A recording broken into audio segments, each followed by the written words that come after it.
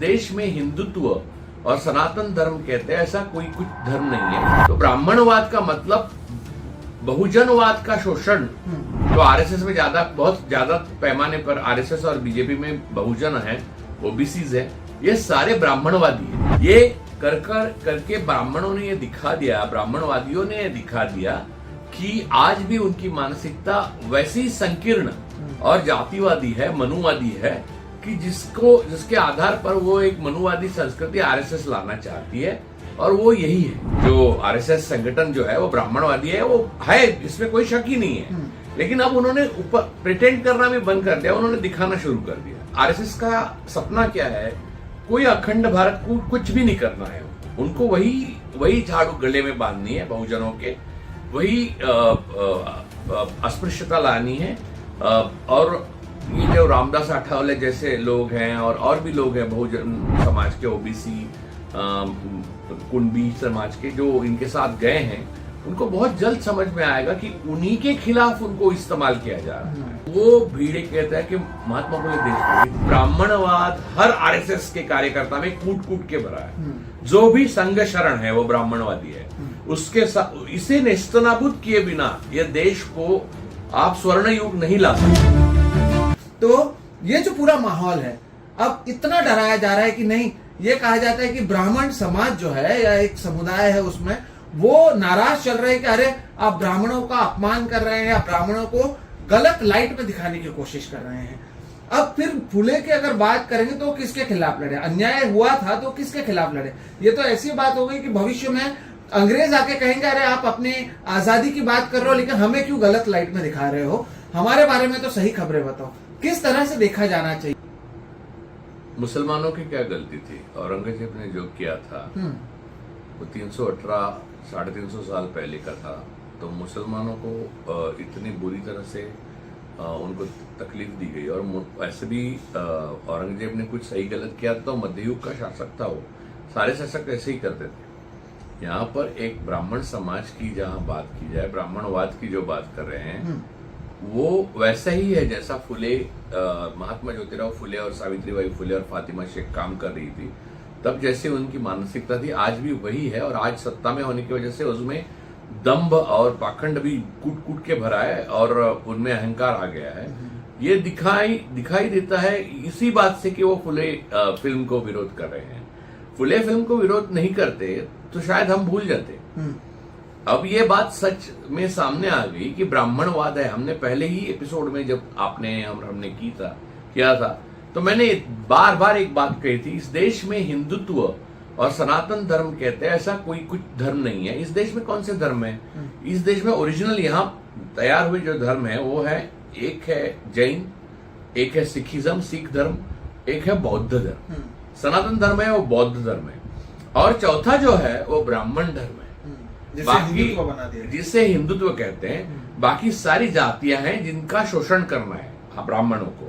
तो ब्राह्मणवाद का मतलब बहुजनवाद का शोषण, जिसके आधार पर पूरी एक संस्कृति पनपती है, उसको ब्राह्मणवाद कहते हैं। उसमें ज्यादातर ब्राह्मण होते हैं, लेकिन ऐसा नहीं कि हर ब्राह्मण होता है और हर बहुजन इससे बाहर रहता है, ऐसा नहीं। आज देखा जाए तो आरएसएस में बहुत ज्यादा पैमाने पर आरएसएस और बीजेपी में बहुजन है, ओबीसीज है, ये सारे ब्राह्मणवादी है। ये एक शोषण की व्यवस्था को मदद कर रहे हैं। उन्हें ये पता नहीं कि वो उनका ही शोषण के लिए कारण बनेंगे। कल जाकर वो वही सामाजिक अस्पृश्यता का शिकार बनेंगे जो पहले थे। अब फुले फिल्म के बारे में जो उनके आक्षेप हैं, वो तो मुझे आश्चर्य होता है कि ब्राह्मण को ब्राह्मण ना कहे तो क्या कहे। जाति को वर्ण कहने से क्या फर्क पड़ता है? जाति तो है ही, जाति नहीं होती तो आप परशुराम की जय कहकर ब्राह्मण आगे नहीं आते, है ना, हर जगह जगह। तो खिलाफ तो ब्राह्मण महासंघ रहा, तो ब्राह्मण जाति यानी ब्राह्मण धर्म है, जाति नहीं है, बाकी सारी जातियां हैं। ये करके ब्राह्मणों ने ये दिखा दिया, ब्राह्मणवादियों ने ये दिखा दिया कि आज भी उनकी मानसिकता वैसी संकीर्ण और जातिवादी है, मनुवादी है कि जिसके आधार पर वो एक मनुवादी संस्कृति आरएसएस लाना चाहती है। और वो यही है। तो मैं यही बात तो कह रहा था, गए 5-6 साल से मैं लगातार लिख रहा हूं इस पर। लोग सुन नहीं रहे, लोग मान रहे कि नहीं नहीं नहीं इनका ओपन माइंड है, कुछ ओपन माइंड नहीं है। तो बात यह एक बात। दूसरी बात, महात्मा ज्योतिराव फुले क्या ब्राह्मण विरोधी थे? तो ऐसा भी नहीं है। महात्मा ज्योतिराव फुले और सावित्रीबाई फुले ने स्त्रियों के लिए जो काम किया है वो उससे ब्राह्मण स्त्रियों को ज्यादा फायदा हुआ है। यानी जो बचपन में जो पढ़ने की लड़कियों को आजादी मिली है वो सावित्रीबाई की देन है और ज्योतिराव की देन है। ज्योतिराव फुले ने ब्राह्मण जो महिलाएं थी उनका पति मर जाता तो विधवा हो जाती थी। विधवा होने के बाद महाराष्ट्र में बोलते हैं आलवण, यानी लाल रंग का कपड़ा पहन के एक ही कपड़ा साड़ी पहन के रहती थी और नहाई आकर उनको हर हफ्ते उनके सर को मुंडवाता था। तो इसके खिलाफ फुले ने आवाज उठाया और सारे नाभिक समाज का स्ट्राइक करवाया इसके खिलाफ। इसलिए ये जो महिलाओं के खिलाफ इतना बर्बर और कुप्रथा थी ब्राह्मण महिलाओं के घर में, तो वो बंद होगी, समझे। और तीसरी बात तो यह है कि और एक बात होती थी, जब ब्राह्मण महिला विधवा हो जाती थी तो वो बाल विधवा होती थी, तो जब जवान हो जाती थी तो सारे मनुष्य को अपनी वासना और काम वासना पे विजय तो पाई नहीं है किसी भी मनुष्य ने, कितना भी साधु हो, तो वो कहीं शिकार हो जाती थी किसी घर के व्यक्ति की वासना की, और उसके साथ संबंध बनाती थी, या फिर उनके संबंध में एक ही पुरुष आता था नहीं तो उसके साथ संबंध बनाते, तो बच्चा पेट में आ जाता था। तो उस वक्त मॉडर्न मेडिसिन तो था नहीं, तो कोई आयुर्वेदिक या कुछ भी देते थे, इससे उनके जान पे खतरा बना रहता था, बच्चों के नहीं, माँ के यानी औरत के।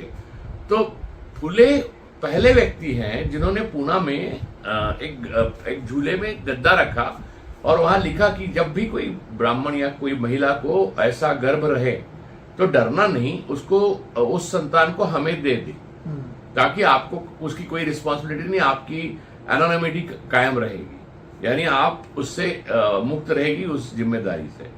तो ये कितनी बड़ी सेवा है ब्राह्मणों के लिए। आज जिस ब्राह्मण लोग सावित्रीबाई और महात्मा फुले के सामने जहां उन्होंने काम किया उसके सामने बैठ के अथर्वशीर्ष पढ़ते हैं, वो सारी महिलाओं के केश पूरे होते हैं और वो पढ़ी लिखी होती है, लेकिन उनको पता नहीं है कि हमें ज्यादातर फुले दंपति का वो आभारी होना चाहिए, ना कि दगड़ू शेठ का। तो लेकिन मनुष्य की मूर्खता की कोई सीमा नहीं है, और ऐसी मूर्खता आरएसएस और भाजपा जैसे संगठनों के गिरोह एक्चुअली है, वो संगठन भी नहीं है, तो गिरोह की वजह से बढ़ती है। तो ये भयंकर महाराष्ट्र में जो हो रहा है, फुले फिल्म को विरोध जो है वो इसी का हिस्सा है। मैं दर्शकों को पहले बताऊं कि दर्शकों आज यानी 11 तारीख है, आज 11 अप्रैल, आज ये फिल्म रिलीज होने वाली थी लेकिन नहीं किया जा रहा है। उसमें कई सारी चीजें बदलाव करने की बात है, जिसमें से कुछ जिक्र राजू सर ने भी किया, तो उसके बारे में मैं आपको बताता हूं कि सेंसर बोर्ड की ओर से क्या क्या कहा गया था। तो उस फिल्म में एक विजुअल है जहां पर एक आदमी अपने सामने झाड़ू लेकर जा रहा है। उस तस्वीर को अब बदल दिया जाएगा और कुछ बच्चों को दिखाया जाएगा जो सावित्रीबाई फुले पर गोबर फेंक रहे थे। उसके अलावा जहां पर ऐसा लिखा गया था कि जहां शूद्रों को झाड़ू बांध कर चलना चाहिए, उस लाइन को बदलकर लिखा जा रहा है क्या यही हमारी सबसे दूरी बना के रखनी चाहिए, यानी शूद्रों को झाड़ू बांध कर बजाना चाहिए, उसे हटा दिया गया। जो तस्वीरें थी जहां पर वो झाड़ू लेकर चल रहे हैं उसे हटाया गया। एक और शब्द है जहां पर एक लाइन था 3000 साल पुरानी गुलामी, यानी अंग्रेजों वाली नहीं, 3000 सालों से ये गुलामी चल रही है, उसे हटाकर आप रख दिया गया है कई साल पुरानी ये गुलामी चल रही है। इसी तरह से फिर मांग, मोहर, ऐसे सब चीजों को हटाकर उसका नाम रखा गया ऐसे छोटे छोटे। उसके अलावा मैं आपको एक और बड़ी बात बताऊं तो कास्ट जहां पर था उसका नाम बदलकर वर्ण रख दिया गया है, यानी आपको कास्ट नहीं बोलना है, आपको वर्ण बोलना है। इन तमाम उदाहरणों को आप जब देखते हैं तो एक तरीके से तो यही तो पूरी लड़ाई थी कि वो झाड़ू बांधकर चलते थे, आप नहीं चाहते थे कि कहीं पर भी उनके पैरों के निशान आए, वो दिखाई नहीं दे, तमाम तरीके की बंदिशें लगाई गई थी और इसी के खिलाफ तो लड़ाई थी पूरी फुले साहब की। तो फिर अब इसी को आप हटा देंगे तो आप तो आत्मा को ही मार दे रहे हैं जो लोगों तक जानकारी पहुंचनी चाहिए उसकी। वर्ण कहने का क्या मतलब है? जाति जाति तो जाति है, और कई साल पहले का मतलब 11 साल पहले कहना चाहते हैं क्या ब्राह्मणवाद का उदय हुआ? जैसे ब्राह्मणों ने कहा कि आजादी मिली, विक्रम गोखले साहब ने कहा था हमें आजादी 2014 में मिली, तो इसका मतलब ब्राह्मण ये मानते हैं कि ये ब्राह्मणवादी शासक है। जो आरएसएस संगठन जो है वो ब्राह्मणवादी है, वो है, इसमें कोई शक ही नहीं है। लेकिन अब उन्होंने ऊपर प्रिटेंड करना भी बंद कर दिया, उन्होंने दिखाना शुरू कर दिया, एक बात। दूसरी बात है, ये जो बदलाव उसमें दिखाए गए हैं उससे आप इतिहास को नहीं बदल सकते। एक्चुअली आरएसएस का सपना क्या है, कोई अखंड भारत को कुछ भी नहीं करना है, उनको वही झाड़ू गले में बांधनी है बहुजनों के, वही अस्पृश्यता लानी है। और ये जो रामदास आठवले जैसे लोग हैं और भी लोग हैं बहुजन समाज के, ओबीसी कुणबी समाज के, जो इनके साथ गए हैं, उनको बहुत जल्द समझ में आएगा कि उन्हीं के खिलाफ उनको इस्तेमाल किया जा रहा है। तो जो एक लड़ाई शिवाजी महाराज ने छेड़ी थी, उसे आगे ले गए ज्योतिबा फुले। उनमें एक श्रृंखला भी है। ज्योतिबा फुले ने शिवाजी महाराज की समाधि का जीर्णोद्धार किया था, ढूंढ निकाली थी, फिर उनके पुवाड़ा लिखा। आपको मालूम है कि अभी गीतांजलि कुलकर्णी यानी एक अभिनेत्री है, महान अभिनेत्री है मराठी में, उन्होंने उस दिन एक चर्चा में कहा, और तब मेरे ध्यान में आया, यार मेरे दिमाग से वो निकल गया था, कि पहले नाटककार मराठी में अगर कोई है तो विष्णुदास भावे नहीं है, वो महात्मा फुले है। लेकिन उनका श्रेय ब्राह्मणों ने विष्णुदास भावे को देकर सब पहले नाटककार विष्णुदास भावे कर दिया, वो गलत है। तीसरी बात यह है ये कि इनमें जो श्रृंखला है वो मानवता की है, एक दूसरे के गुरु शिष्य की है, और एक दूसरे के प्रति और बहुजनवाद के प्रति प्रतिबद्धता की है, जो मानवता है। ये ब्राह्मणों के खिलाफ कुछ नहीं किया फूले ने ब्राह्मणों के दुस्साहस को और ब्राह्मणों की कर्मठता को और ब्राह्मणों ने जो अन्याय किया था उसे दूर करने की कोशिश की। सही बात। उन्होंने मैंने जैसे कि कहा कि ब्राह्मण औरतों के लिए कितनी सुविधाजनक था। प्लेग जब आया तो जो प्लेग के खिलाफ रैंड ब्रिटिश अधिकारी काम कर रहा था, उसको चापेकर ने मार दिया। तो चापेकर बंधु ने क्यों मारा उसको? क्योंकि होता यूं था कि अल्टीमेटली वही जो क्वारंटाइन के रूल है वो हमने कोविड में इस्तेमाल किए, सुधार करके 2005 में, जिसका 2019 में उसमें सुधार किया और उसको यूज किया। वो रूल क्या थे एक्चुअली? स्पेसिफिकली आप समझिए, प्लेग आता था एक जीवाणु की वजह से। तो उसकी सबसे बड़ी वजह थी कि जो चूहे थे वो उसको फैलाते थे। तो मैं ये बता रहा हूं क्योंकि इसका सावित्रीबाई फुले से सीधा संबंध है। तो चूहे फैलाते थे, तो ब्राह्मणों के घरों में जो भगवान का जो मंदिर जैसा बनाते हैं, यानी पूजा करते हैं, जहां पर वहां पर गुड़ और जो कोकोनट यानी खोपरा रखते हैं, वहां चूहे आते थे। तो वहां स्वाभाविक रूप से उनको जाना पड़ता था, जो उनके साथ यानी रैंड के साथ जो लोग आते थे, या रैंड के पुलिस कर्मचारी थे, वो क्वारंटाइन के लिए। तो इनको चापेकर को लगा कि मेरा ब्राह्मण धर्म को भ्रष्ट कर रहे हैं। और ये मैं नहीं कह रहा हूं, सबसे बड़े चापेकर जो थे वसुदेव, उन्होंने लिखा है, वो आप डाल के देख सकते हैं, उनका आत्मकथा उन्होंने खुद लिखी है। तो उन्होंने लिखा वो आदमी अच्छा था रैंड, लेकिन वो ब्राह्मण धर्म को नष्ट कर रहा था, इसलिए हमें उनको मारना पड़ा, हम उसको क्रांतिकारी मानते हैं। और दूसरी तरफ सावित्रीबाई फुले प्लेग के वक्त, तब महात्मा फुले गुजर चुके थे, प्लेग जब फैल गया तो सावित्रीबाई फुले ने कई जो बीमार थे प्लेग के, अपनी खुद की परवाह नहीं की, और उन्होंने उनकी शुश्रूषा की, उनके साथ रही, उनको ठीक करने की, यानी उनको जो भी चाहिए, क्योंकि लोग उनको वो मानते थे ना कि एक बार प्लेग हो गया तो घर वाले भी छोड़कर भागते थे, क्योंकि सब फैलता था वो। लेकिन सावित्री फुले ने उनके साथ रहकर उनको ठीक करने की कोशिश की, उनको जितना हो सकता है उन्होंने किया। आखिर में उनको प्लेग हो गया, सावित्रीबाई को, और उसमें उनका देहांत हो गया। तो कितना बड़ा उदाहरण है इनका। और मैं आपको बताता हूँ, महात्मा फुले कोई ऐसे वैसे व्यक्ति नहीं थे। महात्मा फुले खुद इंजीनियर थे, खुद कॉन्ट्रैक्टर थे, और महाराष्ट्र में आज भी अच्छी स्थिति में है, ऐसे कई ब्रिजेस उन्होंने बनवाए हैं। मनुष्य के बीच में पुल बनाना भी उन्होंने जाना था, और एक्चुअल पुल भी बना देते। तो ब्रिटिशों के सारे कॉन्ट्रैक्ट हो गए। जो आरएसएस दीवारें बनवा रही है ना बीच में, वो तोड़ दी उन्होंने और ब्रिज बनाए, वो अलग, लेकिन वो एक्चुअल ब्रिज भी बना देते इंजीनियर। तो बहुत सारे कॉन्ट्रैक्ट्स उनके पास थे ब्रिटिशों के टाइम में, और वो फूलों का व्यापार भी करते थे। एक टाइम ऐसा है कि उस टाइम में टाटा, अपना टाटा कंपनी से ना, उनके टर्नओवर से फुले की टर्नओवर ज्यादा था। उस वक्त उस जमाने में ब्रिटिश सरकार ने उनको कमिश्नर बनाया था पुणे का, तो बहुत सारे सुधार उन्होंने पुणे में कर दिए। एक बहुत ही इंटेलिजेंट आदमी थे वो ऐसे आदमी नहीं थे कि जिनको आसानी से भुलाया जाए। और ये प्रसन्न जोशी के अध्यक्षता में जो विद्या बालन और वामन केंद्रे और रमेश पतंगे की सेंसर कमेटी महात्मा फुले का इतिहास बदल दे, इतने छोटे व्यक्ति नहीं थे वो। उनको महात्मा इसलिए कहा, पहले महात्मा वो है, दूसरे महात्मा महात्मा गांधी है। तो देखिए आरएसएस की दुश्मनी दोनों महात्माओं से है ना। एक को तो मरवा ही दिया, दूसरे को तो आज भी उनकी फिल्म भी मरवाने की कोशिश कर रहे हैं। तो महात्मा फुले ने ये कहा हमेशा, ये लोग देखिए, ये महाराष्ट्र में जो आरएसएस के कल्ट के लोग हैं अलग अलग फैले हुए हैं, भिड़े गुरुजी कहते हैं उसको, एक्चुअली वो सब मनोहर कुलकर्णी नाम है उसका, कुछ छिपाने के लिए उन्होंने ये नाम लिया। तो वो भिड़े कहता है कि महात्मा फुले देशद्रोही थे। अच्छा, वो देशद्रोही क्यों थे भाई? ब्रिटिशों के, अरे उसको सजा तक नहीं हुई, लेकिन महात्मा फुले ने ये कहा कि हमें आजाद होना है तो होना है।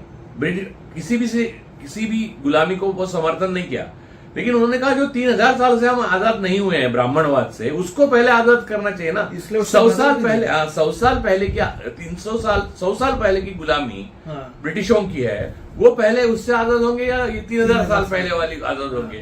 ये लॉजिक है। और यही बात आगरकर ने भी कही थी। तिलक और आगरकर में अगर मतभेद थे तो आगरकर ने यही बात कही थी कि पहले हमें सुधार करना चाहिए, इसलिए आगरकर को सुधारक कहा जाता है। सुधार करना चाहिए, आजादी बाद में मिल सकती है। तो ब्रिटिश आए हैं, उसका सहारा लेके हमें सुधार, ये तो आगरकर का कहना है, लेकिन वो आगरकर थे तो उनका चल जाता है, लेकिन ये फुले थे तो उनका नहीं चला। तो बात नहीं, आगरकर का भी नहीं चला, उनको भी बहुत जलील किया बनी तिलक ने, खुद उनके दोस्त ने तिलक। खैर वो, और पुणे के ब्राह्मणों ने तो आगरकर को भी छोड़ा नहीं, लेकिन फुले, महात्मा फुले, ज्योतिराव फुले जी की एक महान बात मैं आपको बताऊं। जब आगरकर और तिलक को जेल हुई, सजा हुई, पहली जेल हुई, तब उस टाइम में मेरे ख्याल से 20 बहुत बड़ी रकम थी, 20,000 रुपए उस टाइम में जमानत की रकम थी, वो उधार लेके भरी थी महात्मा फुले ने, और इनको छुड़वाया था। और उस महात्मा फुले का मृत्यु के बाद केसरी में खबर तक नहीं छापी। अच्छा, तो ब्राह्मणवाद का अहंकार, पाखंड, दंभ और शोषण की प्रक्रिया जो है वो निरंतर जारी है, और अब आरएसएस और भाजपा सत्ता में आने की वजह से उसे पूरी तरह से वो इस्तेमाल कर रहे हैं। मैं तो मानता हूं कि ये चेंजेस नहीं है, ये आर्ट और हमारे इतिहास और शूद्रों का और बहुजनों के इतिहास के खिलाफ ये स्टेट स्पॉन्सर्ड टेररिज्म है एक तरह से। आप कला को कुचलना चाहते हो, कला को दबाना चाहते हो, और फालतू कश्मीर फिल्म, ये वो झूठ फिल्में आप रिलीज करा रहे हो, और ऐसी फिल्में करा। और केरला की एक फिल्म आई है, आपने याद होगा आपको, उसमें गोधरा का दिखाया, बस वो जस्ट किया तो ईडी वीडी गई। तो अब ये प्रिटेंड में नहीं करते कि ईडी हमारा एक एक्सटेंडेड ब्रांच है, अब ये सीधा ईडी भेज देते। यानी वो ऐसा है कि यहाँ पर जब दाऊद की गैंग्स हुआ करती थी, तो कोई उसके खिलाफ कुछ बोलता था तो उसके लोग आते थे शूटर और शूट करके जाते थे। इतना आसान हो गया है, सीधा संबंध हो गया है।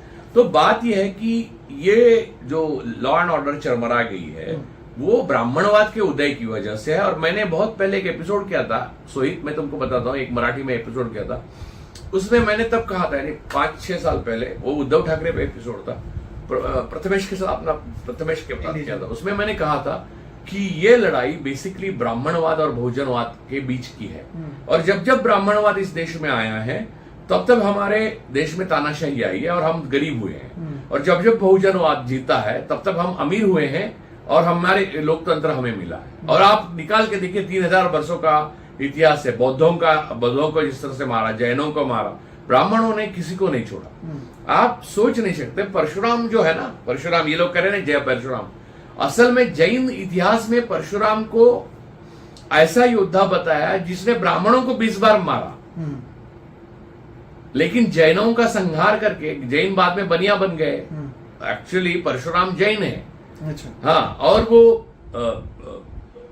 एक्चुअली ये सारी वो राजा है और वो जैन, जैसे रामायण अलग है वैसे परशुरामायण भी अलग है उनका। तो ये जो बातें हैं ये सारी ब्राह्मणों ने ऐसे आज नहीं कर रहे हैं। वल्लभ भाई पटेल ने आरएसएस को बैन किया, तो जैसे वो मोदी जी के गुरु है वैसा उनका स्टैचू बना दिया। अंबेडकर को बोलते हैं कि वो, गांधी जी को बोलते हैं कि वो प्रातस्मरणीय है, जबकि नथुराम ने इनके आदमी ने मारा है उसको। अब रामनवमी के दिन नथुराम का नाम वो घुमाते हैं। उस दिन भी ये नागपुर गए थे तो एक बार आरएसएस में जाते हैं और उसी दिन बाबा साहेब अम्बेडकर के यहाँ पर भी जाते हैं। नहीं, लेकिन उसमें एक बात है, उसमें एक फर्जी हैंडराइटिंग था। वो प्रधानमंत्री का हैंडराइटिंग नहीं था जिसने संदेश लिखा था, लेकिन नीचे साइन तो प्रधानमंत्री की है। तो प्रधानमंत्री यानी मोदी जी, यानी मोदी जी के बारे में हम कह रहे हैं क्योंकि वो प्रधानमंत्री हैं, जैसे कुछ है इलेक्शन कमीशन मैनिपुलेशन वो सब हम पकड़ रहे हैं। लेकिन उन्होंने जो लिखा था मोटावन, उसमें उन्होंने परम पूज्य डॉक्टर हेडगेवार लिखा था, लेकिन डॉक्टर बाबा साहब आम्बेडकर का सिर्फ नाम बाबा साहब आम्बेडकर लिखा, डॉक्टर भी नहीं लिखा। संविधान के निर्माता ये वो तो दूर की बात है, लेकिन परम पूज्य। तो ये बात देखिए, ब्राह्मणवाद हर आरएसएस के कार्यकर्ता में कूट कूट के भरा है। जो भी संघ शरण है वो ब्राह्मणवादी है।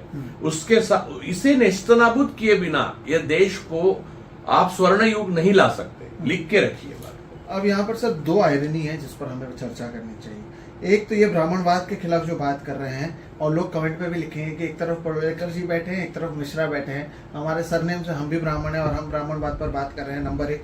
नंबर दो, इस फिल्म में भी आप देखिए एक आयरनी जो शायद सबसे बड़ी आयरनी है कि जिस कास्ट सुप्रीमेसी के खिलाफ ही तो ये पूरी लड़ाई थी, अगर फुले की बात करें तो, और अब भी उसी कास्ट सुप्रीमेसी के लोगों के कहने पर सेंसर किया जा रहा है। यानी जिस लड़ाई को वो लड़ रहे थे वही लड़ाई अब भी जारी है। तो एक आयरनी वो है और एक आयरनी वो लोग ये कहेंगे अरे आप लोग भी तो ब्राह्मण हो, हम दोनों, और आप क्या बात कर रहे हो इस मुद्दे को लेकर। इन दोनों चीजों को कैसे देखें? देखिए, हम कौन हैं ये इम्पोर्टेंट नहीं है, सत्य क्या है ये ज्यादा महत्वपूर्ण है मेरे ख्याल से। हम जो भी पैदा हुए हैं, जब समझ लिया आप ब्राह्मण पैदा हुए हैं, तो हमारे लिए बहुत आसान है जाति व्यवस्था को छोड़ देना, क्योंकि सिर्फ ब्राह्मण ही छोड़ सकता है। बाकी सबको गुलाम बना के रखा है, ब्राह्मणों ने बनाया है।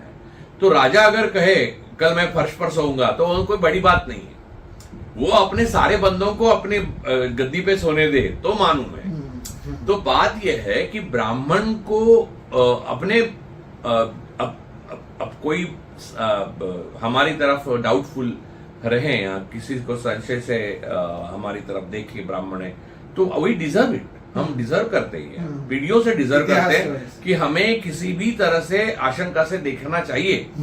हाँ, हम हो सकते हैं हम गद्दार हो बहुजनों के, हाँ क्यों नहीं, सही बात। लेकिन हमें ये बोलना भी चाहिए, हमें सत्य बोलना चाहिए। हमारा धर्म क्या है? मनुष्य धर्म हमारा धर्म है। अगर सत्य शोधक है, हम ज्योतिबा फुले के अनुयायी हैं, तो हमें सत्य बोलना चाहिए। और यह सत्य यही है कि ब्राह्मणों ने कोई ऐसा काम, देखो ब्राह्मणों ने क्या किया, 7 समुद्र पार करना मना कर दिया, तो हम विज्ञान और साइंटिफिक टेम्परामेंट से वंचित रहे। फिर ब्राह्मणों ने क्या किया कि मॉडर्न चीजें, सारी चीजें सिखाना बंद कर दिया। आपको मैं बताता हूं कि लोकमान्य तिलक जब विदेश जाके आए तो बहिष्कार किया ब्राह्मणों ने उनके ऊपर। तो उनको 1 किलो की सोने की योनी, स्त्री की योनी होती है ना, वो उन्होंने भेंट चढ़ानी पड़ी भगवान पे, तब उनको माफ किया। वो अल्टीमेटली वो सोना ब्राह्मणों को मिला होगा, आप समझिए।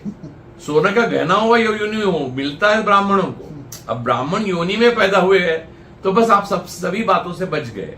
लेकिन इसमें सबसे बड़ी बात यह है सोहित की, सबसे बड़ी आयरनी क्या है, आप बोल रहे थे कि बहुजन इसमें जिम्मेदार है। एक आजादी के बाद 60-70 साल महाराष्ट्र में भी बहुजनों का वैसे राज रहा, लेकिन ये पवार साहब जो अब सुप्रिया जी ने कहा है कि फुले दंपति को भारत रत्न दिया जाए, मैं सपोर्ट करता हूं उनके मांग को। लेकिन उनके पिता इतने पावरफुल और शक्तिशाली नेता थे देश के और राज्य के, तो उन्होंने स्मारक जो बनाया, उस जिसके लिए जमीन दी वो सावरकर के लिए। तो महाराष्ट्र के राजधानी मुंबई में छत्रपति शिवाजी महाराज, डॉक्टर बाबा साहब आम्बेडकर, महात्मा ज्योतिराव फुले या राजर्षि शाहू महाराज का कोई स्मारक नहीं है। जब बहुजनों का राज था, तो बहुजन ब्राह्मणवादी होने का इससे बड़ी मिसाल कोई हो ही नहीं सकती। तो आज भी देखिए ये फिल्म जो डायरेक्ट की है वो एक ब्राह्मण ने की है। तो मैं ये मानता हूं कि भुजबल थे और भी इतने सारे नेता थे, हमारे दोस्त थे हरि नरकेश, आवाज बहुत याद आती है उनकी, वो विचारक थे, उनकी अगर मदद लेता तो कोई भी बहुजन नेता जिसके पास अरबों रुपए हैं, हर दिन वो एक नई हीरोइन को पैसे दे रहे हैं, ऐसा रोज छप के आता है, किसी ना किसी का कहीं ना कहीं रिश्ता निकलता है। तो इतने पैसे हैं, इतने, और ईडी वीडी पीछे लगती है, और बीजेपी ने इनको दबा के क्यों रखा? क्योंकि इन्होंने गलत रास्ते से बहुत सारे पैसे कमाए, लेकिन एक को भी ऐसी 60 साल में बुद्धि नहीं हुई कि हमारे जो नेता है, नायक है, जो छत्रपति शिवाजी महाराज, फिर डॉक्टर बाबा साहब आम्बेडकर, ज्योतिराव, महात्मा ज्योतिराव फुले, सावित्रीबाई फुले, फातिमा शेख जी, और ये अपने राजर्षि शाहू महाराज, इनकी फिल्म बनाए। आज जबकि आप लोग जूझ रहे हैं ये सेंसर से, आपकी सत्ता थी तो आप ऐसी फिल्म बना सकते थे जो पूरी सच्चाई पे आधारित हो, वो नहीं कर पाए आप। जब आपकी सत्ता नहीं रही तब ईडी के डर से आप दुम दबा के बैठे हो। तो बहुजनों की भ्रष्टता और ब्राह्मणवाद को चूम लेना सबसे बड़े आयरनी है, और ये महापुरुषों का सबसे बड़ा अपमान बहुजन लोगों ने किया है।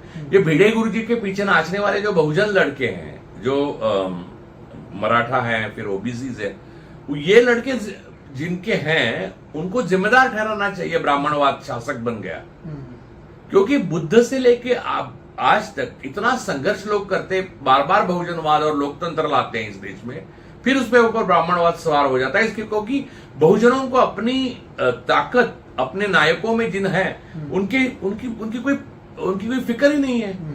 अब शरद पवार साहब के घर में पता चला कि फुले दंपत्ति का भारत रत्न देना चाहिए, क्यों कांग्रेस गवर्नमेंट ने थी तब तो क्यों नहीं मांग की उन्होंने? क्यों न बनाई फिल्म एक फुले पे ऐसी जिसपे वो जाति को जाति कहा जाए, वर्ण नहीं कहा जाए? पैसों की कमी थी, अडानी को बोलते, तो अडानी तो उनको भी अभी बचाने के लिए तो अडानी को वो भी आगे आए हैं, तो अडानी को बोलते तो अडानी पैसे लगाता।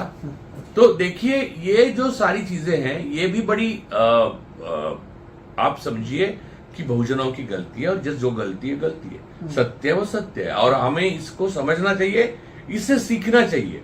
और देखिए अब मैं क्या, हम जन्म से ब्राह्मण है तो हम इसका कुछ नहीं कर सकते, ऐसा मैं नहीं कहूंगा।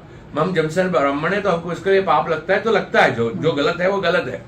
लेकिन अगर बहुजनों को मुझे गाली देनी है तो पहले अपने समाज को ठीक करो, कि अपना समाज ब्राह्मणवाद के खिलाफ खड़ा रहे, इतना सक्षम बनाओ, फिर किसी भी ब्राह्मण को गाली दे सकते हो, चाहे मुझे दे सकते हो, मिश्रा को दे सकते हो।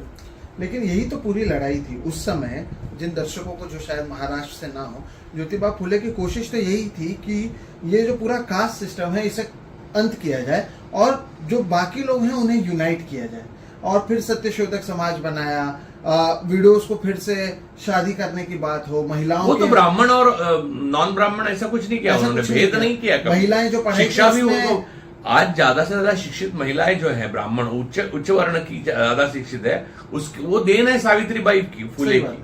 लेकिन अब क्योंकि जैसे कि आपने कहा कि हम देखते हैं कि बहुत ऐसे लोग जो नॉन ब्राह्मण हैं वो अब हिंदुत्व की बात करते हैं, ब्राह्मणवाद में। अब मैं देख रहा हूँ महाराष्ट्र में, जहाँ पर ये कोली समाज जहाँ से आता है, जो यहाँ का सबसे अहम समाज माना जाता है, वहां पर संजय निरुपम कहते हैं कि आप नवरात्रि में नॉनवेज नहीं खा सकते, जबकि यहाँ का इतिहास है कि यहाँ पर तो देवी को भी नॉनवेज चढ़ाया जाता है। आप कह रहे हैं कि संजय निरुपम कौन है?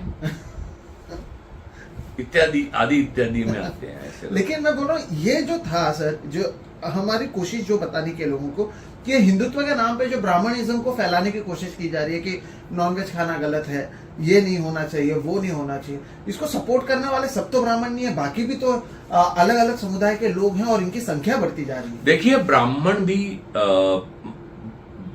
ब्राह्मणवाद का सबसे बड़ा एक मॉडल है, सबसे अनूठा मॉडल ये है कि वो शोषण करने से पहले वो ताकत आजमाते हैं, और शोषण जिनका करना है वो अपने से ज्यादा ताकतवर हो तो उसे ही उसकी आदतें ही अपने में सम्मिलित कर लेते हैं। जैनिज्म का उदय हुआ तो ब्राह्मण तब शाकाहारी नहीं था, यज्ञ में गाय भैंस सब मारा जाता था, और उसके उदाहरण है उसमें ऊपर विकार राजवाड़े से लेके कई लोगों ने, इरावती कर्वे तक कई लोगों ने लिखा है, समाज शास्त्रियों से लेकर। और वो आप ऋग्वेद ओरिजिनल स्क्रिप्ट अगर पढ़ सकते हैं संस्कृत को, जो मैंने पढ़ी, जो और या उपनिषद, तो आपको पता चल जाएगा कि ब्राह्मण क्या खाते थे और क्या पीते थे, मधुपर का क्या मतलब है।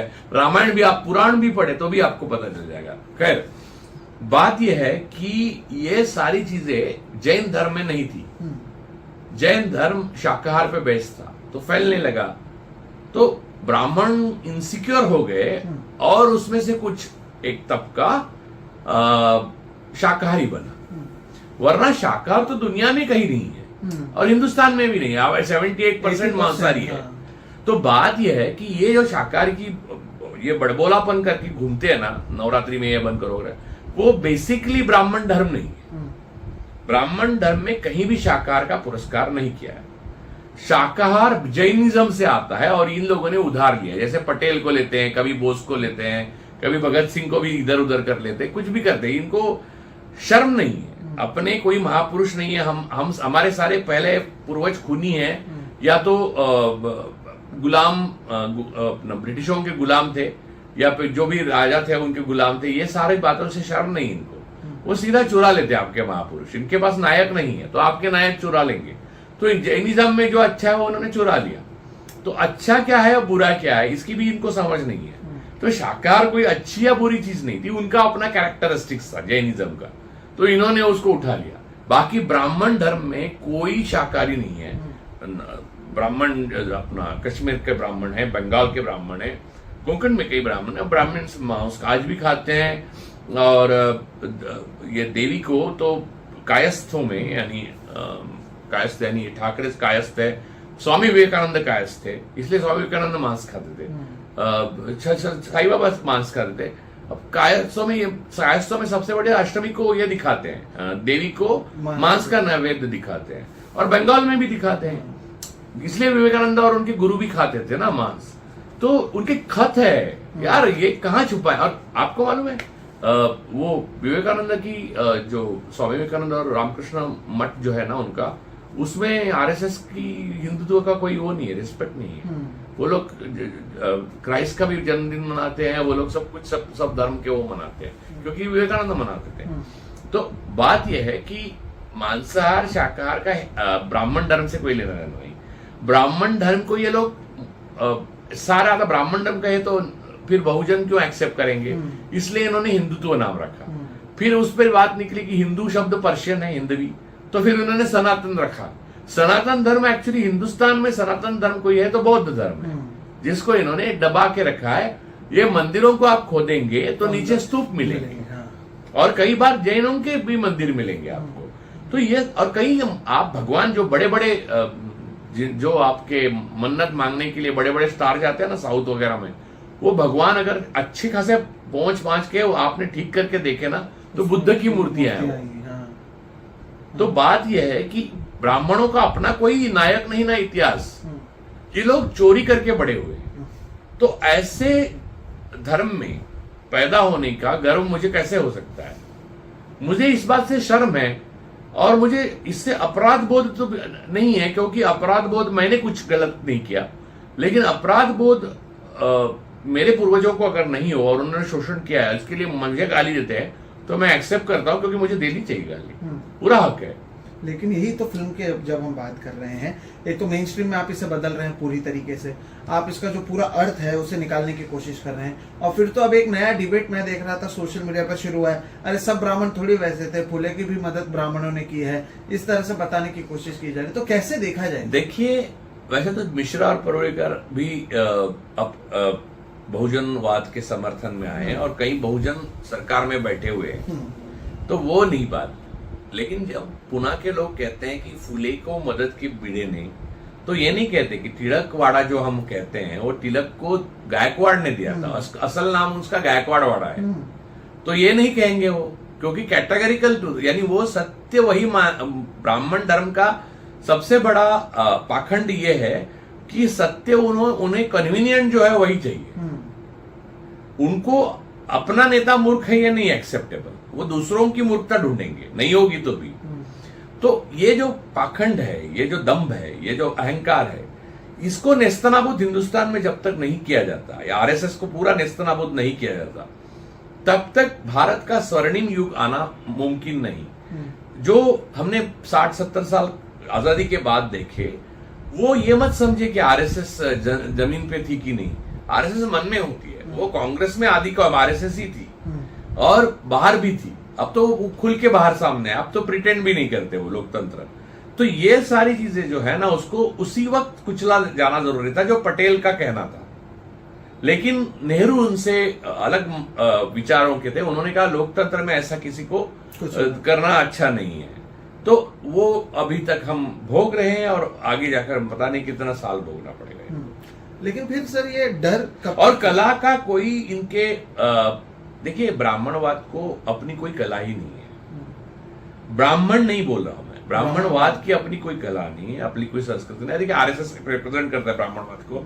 आरएसएस के विचारक कौन है? हेडगेवार गोलवलकर। अब उनके आर्टिस्ट कौन है?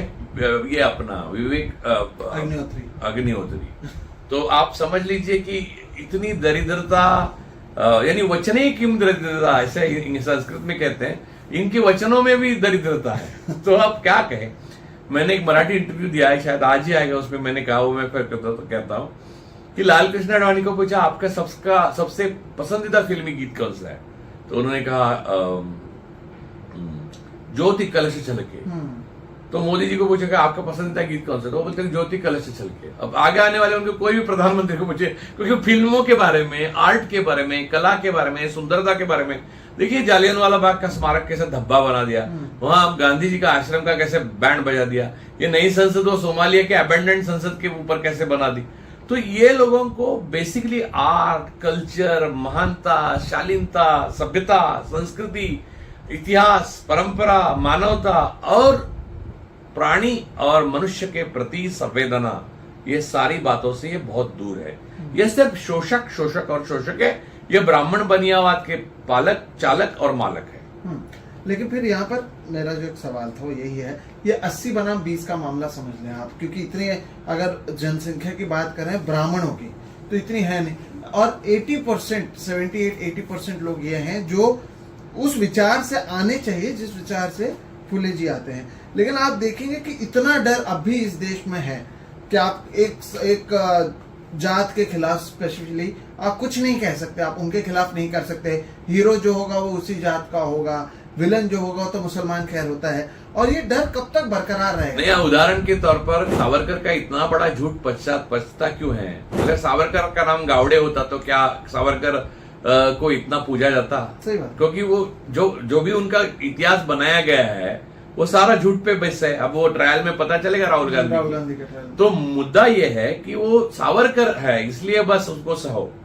लेकिन ये डर चलेगा कब तक? क्योंकि अब काट रहे हैं, छाट रहे हैं, एक एक चीज काट रहे हैं। इससे पहले हमने किया था L2M पुराण, उसमें से चीजों को हटाया गया, उनको इतना डराया गया, ईडी, IT, CBI लाया, 17 कट्स उन्होंने खुद ने किए जबकि पास हो चुका था पहले से। इस फिल्म को रिलीज करने में अब आगे बढ़ गए हैं। कल कोई भी उठता है कहता है हमारे भावनाएं आहत हो रही हैं, उधर कुणाल कामरा का मुद्दा आता है, ये तोड़फोड़ कर देते हैं। इस सब चीज को अगर आप देखेंगे, और जुडिशियरी ब्राह्मणवाद पे ही आधारित है। हाँ, तो और मैंने एक और इंटरव्यू में कहा, फिर से हिंदी में भी लोगों को, दर्शकों को मालूम हो इसलिए कहता हूँ, 1919 में मद्रास प्रेसिडेंसी में ब्रिटिशों ने कहा था कि ब्राह्मणों को जुडिशियल कैरेक्टर नहीं है, जुडिशियल कैरेक्टर, न्याय चरित्र नहीं है। तो वो बात आज भी सही ठहर रही है, सही आ रही है। तो जिस तरह से ये सारे पतन की तरफ हम जा रहे हैं वो सिर्फ डर पैदा करता है। लेकिन मुझे एक बात बतानी है दर्शकों को, वो मांसाहारी है, बहुजन है, बहुजनवादी है, ब्राह्मण है और फिर भी बहुजनवादी है, और सरकार और आरएसएस और जो लोग ये पाखंड जो बाबा लोग खड़े हो रहे हैं, राम रेपिस्ट जो बाबा, ज्यादातर बाबा तो रेपिस्ट ही होते हैं, क्योंकि खुलकर वो अपने लैंगिक यानी आनंद का यानी वो स्वीकार नहीं करते, वो झूठ मूठ का दिखाते हैं ब्रह्मचर्य, और आश्रम में बस वो आश्रम सीरीज ही काफी है, आप देखिए। तो ये सारी जो चीजें हैं, ये सारा जो पाखंड है, ये तब तक टिकेगा जब तक आप डरेंगे, बराबर।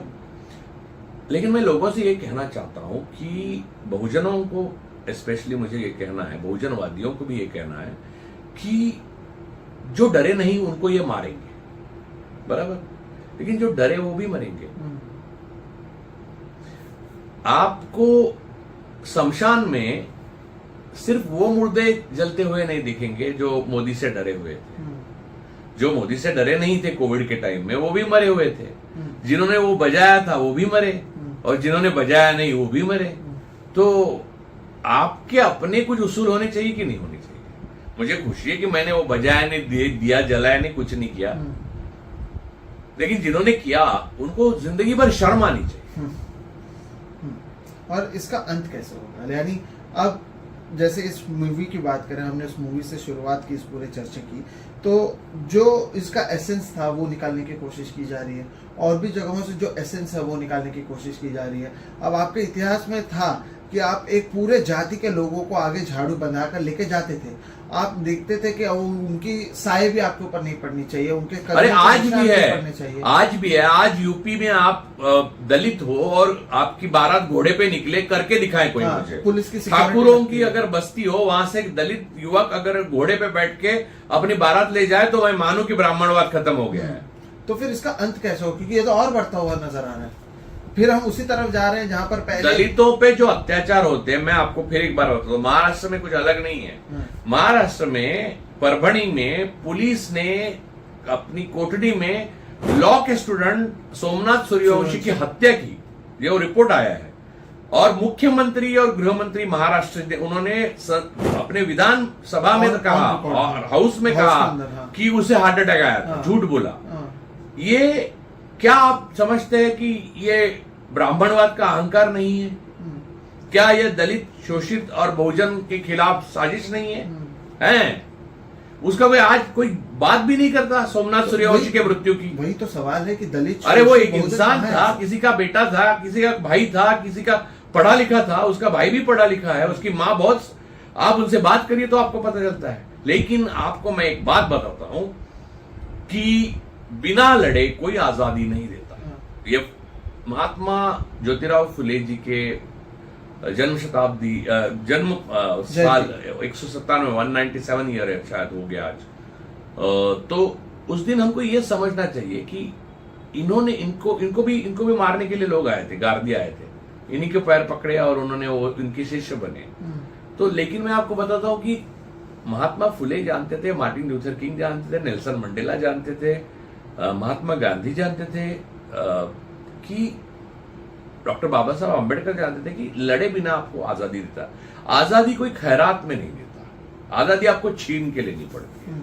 आरएसएस से आपको आजादी छीन के लेनी पड़ेगी, आपको चाहे जो कीमत देनी पड़े दे दे, लेकिन आजादी आपको मिलनी चाहिए, और वो आपको छीन के लेनी पड़ी, दब के नहीं मिलेगी। आप दबेंगे तो मरेंगे, लेकिन दबेंगे नहीं तो भी मरेंगे। लेकिन कौन सा मरना अच्छा है? एक है विकल्प कि आप दबेंगे नहीं तो हो सकता है आप जीतेंगे भी। सही बात। और मैं उम्मीद करता हूँ हवा में आजादी होनी चाहिए। मैं उम्मीद करता हूँ जितने लोग इस वीडियो को देख रहे हैं सर, वो इन बातों को समझेंगे कि हम क्या बात कर रहे हैं। जैसे कि सर ने शुरुआत में ही कहा, ब्राह्मणवाद का मतलब ब्राह्मण नहीं, और ब्राह्मणवाद ही एक धर्म है हिंदुत्व के नाम पर जो आपको परोसा जा रहा है। और उसी के चक्कर में हम देखते हैं कि एक फिल्म जिसके इतिहास में बताया गया कि कैसे एक बड़े वर्ग के साथ हमारे इस देश में अन्याय किया गया, तो जिस लोगों ने, जो ऑपरेसर थे, वो अभी भी कह रहे हैं कि नहीं ये गलत हो रहा है और इसमें बदलाव की बात की जा रही है।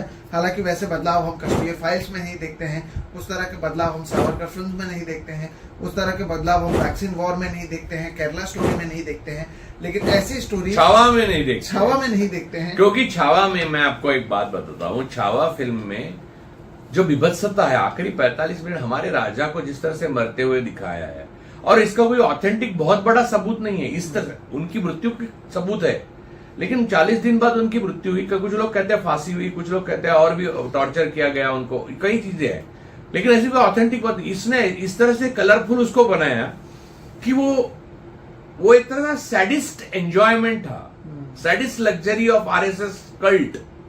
संभाजी महाराज की मृत्यु उस वक्त तो ब्राह्मणों ने ही किया था उनके खिलाफ कॉन्स्पिरेसी, और शिरके पे डाल दिया ना। वैसे ही आज भी उनकी मृत्यु का 45 मिनट इन्होंने एक सेरेमनी बना दिया। यह बहुत ही विभत्स है।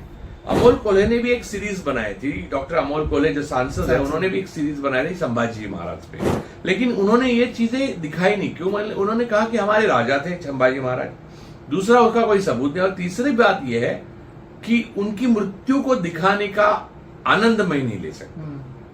भले एक देखिए ट्रेजेडी में भी एक लोग ट्रेजेडी भी देखने जाते हैं ना, ट्रेजेडी का भी जो प्लेजर है वो आपको आपकी राजा की मृत्यु में नहीं लेना चाहिए। ये ब्राह्मणवाद ले रहा है और वो दिखा रहे हैं।